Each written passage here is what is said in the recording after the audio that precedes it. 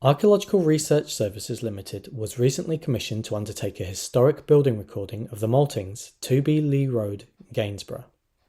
The Maltings is comprised of three main building components.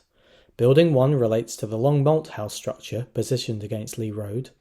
Building 2 relates to the structure adjacent to Building 1 to the west, situated within the western gravel yard, and Building 3 relates to the structure to the north of Building 1.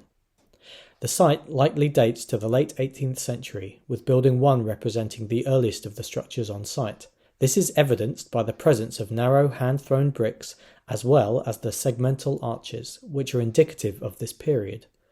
Building 1 was constructed to serve the germination function for the malt house, with 2 large-scale germination floors.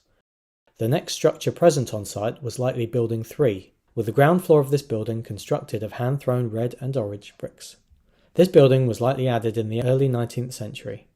Building 2 had been present by the mid-19th century, as evidenced by Ibbetson's 1851 plan. The northern portion of Building 2 represents original fabric, which features larger red and orange bricks, suggesting it dates to a separate phase to the other two buildings, likely constructed in the early to mid-19th century. The large archways on the northern elevation, which feature pintle fixtures and rebates associated with earlier gates, were likely cart entrances for bringing in the barley from the riverside.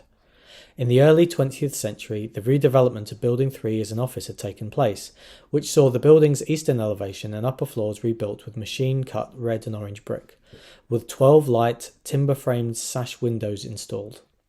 The entrance lobby represented a more formal entrance to the building, with a dark timber staircase providing access to the grander office spaces of the first floor.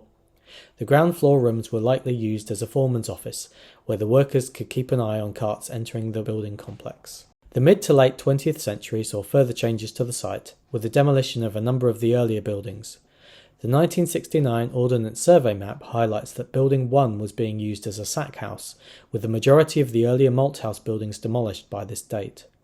Building 2 had been the most affected, with the southern portion of the structure removed. Aerial photography from 2003 shows that the site was being redeveloped at this time, with a new function as a pub.